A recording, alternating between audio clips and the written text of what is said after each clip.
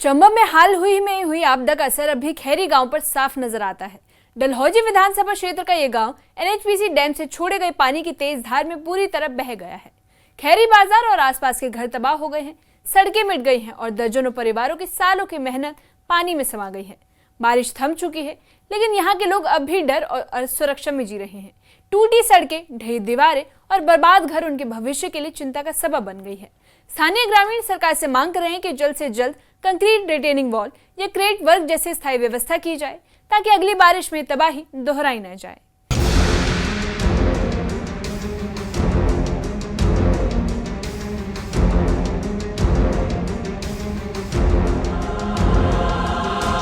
डलहौजी के खैरी गांव का ये नजारा किसी हादसे से कम नहीं। बाढ़ के पानी ने खैरी बाजार को तबाह कर दिया है। दर्जनों दुकानें और मकान तेज धारा में बह गए और सड़क का नामो निशान तक मिट गया।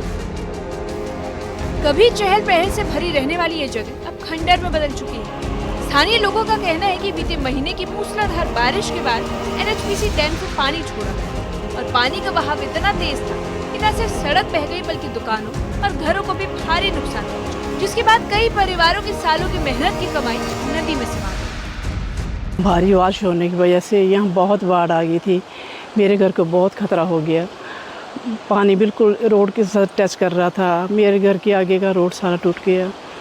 मेरी डीसी चंबा एनएचपीसी से तहसीलदार साहब एसडीएम साहब से ये रिक्वेस्ट है कि मेरे घर में थोड़ी सी सेफ्टी, ये डंगा कंक्रीट वगैरह ये लग जाए, ताकि हम अब आगे का समय अच्छे ढंग से बिता सकें। बारिश थम चुकी है, लेकिन खौफ का साया अब भी मौजूद है। ग्रामीण हर रोज इस डर के साए में जी रहे हैं कि अगली बरसात कहीं उनकी बची कुची संपत्ति को भी ना बहा। टूटी सड़कें और ढही दीवारों के बीच लोग अपने भविष्य को लेकर असमंजस में। बाढ़ का जो बाढ़ आया, एनएचपीसी ने गेट खोले थे तो नदी में पानी बहुत आया था, जिसकी वजह से मुझे डर लगा, तो मेरे घर को खतरा हो गया। मेरी मांग एनएचपीसी से यही है कि सरकार या एनएचपीसी कोई भी यहाँ कोई डीसी चंबा या कोई भी जहाँ कोई मेरी हेल्प कर दे, ताकि मैं अपने बच्चों का पालन पोषण कर सकूं। मतलब पानी का इतना खतरा हो चुका था कि रोड के साथ टच थी, ठीक है, रोड सारी चली गई। एनएचपीसी या सरकार से यही मांग है कि मेरी हेल्प की जाए कि डंगा लग जाए तो बहुत बढ़िया। ग्रामीणों का साफ कहना है कि अगर मानसून से पहले कंक्रीट की रिटेनिंग वॉल या क्रेट वर्क नहीं हुआ तो अगली बारिश में उनका गाँव पूरी तरह से खत्म हो सकता है। उनका आरोप है कि प्रशासन ने अभी तक सिर्फ दौरे किए हैं, लेकिन जमीनी स्तर पर काम कुछ नजर नहीं आता। कितना तेज पानी का फ्लो था, जिस वजह से ये सब चीज़ें खराब हो गई हैं। सर, मैं आपको बताना चाहती हूँ, उस टाइम सिचुएशन ऐसी थी कि ये एक मेन हमारे यहाँ पे खैरी का पुल है और यहाँ पे पास में ही चैंड के बॉर्डर शुरू होता है, जहाँ पे दोनों पानी के बैरिकेड्स खोल दिए गए थे। दोनों पुलों को खतरा था, आप कोई भी पुल क्रॉस नहीं कर सकते हो। हम बीच में फंसे हुए थे और सामने आप ये रोड देख सकते हो, पानी खिसकता जा रहा था, सिचुएशन ख़राब होती जा रही थी सर, लेकिन हम यहाँ से कहीं जा नहीं सकते थे।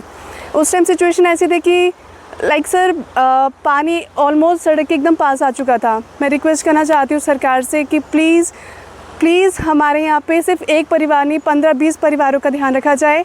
उस चीज़ के लिए यहाँ पे रोड के पास में कंक्रीट की दीवारें लगाई जाएं, ताकि नेक्स्ट मॉनसून में कुछ ऐसे प्रॉब्लम या कुछ अनसेफ्टी हम ना फील करें और हमारा घर जो बचा रहे। चंबा आपदा ने खैरी गांव को जख्मों से भर दिया। ये लोग हर पल डर के साए में जी रहे हैं। अब देखना ये होगा कि सरकार और प्रशासन कितनी जल्दी इस दर्द को समझते हैं और लोगों को राहत देने के लिए ठोस कदम उठाते हैं। फिलहाल यहाँ के ग्रामीण सिर्फ उम्मीद और इंतजार के लिए चंबा से चंबा आपदा ने खैरी गांव की जिंदगी पूरी तरह से बदल दी है। बाढ़ की तबाही ने लोगों की मेहनत और सपनों को बर्बाद कर दिया है। अब गांव वाले रोज हर इस डर के साए में जी रहे हैं कि अगली बारिश उनके बाकी बचे घर और संपत्ति को बहा न ले जाए। वहीं प्रशासन ने दौरे किए हैं, लेकिन फिलहाल जमीन पर ठोस काम नजर नहीं आता। ग्रामीणों की उम्मीद सिर्फ सरकार के जल्द कदम उठाने और राहत देने पर टिकी है। अब देखना यह होगा कि प्रशासन कब तक इस पीड़ा को गंभीरता से लेती है और समय रहते क्या उपाय करती है।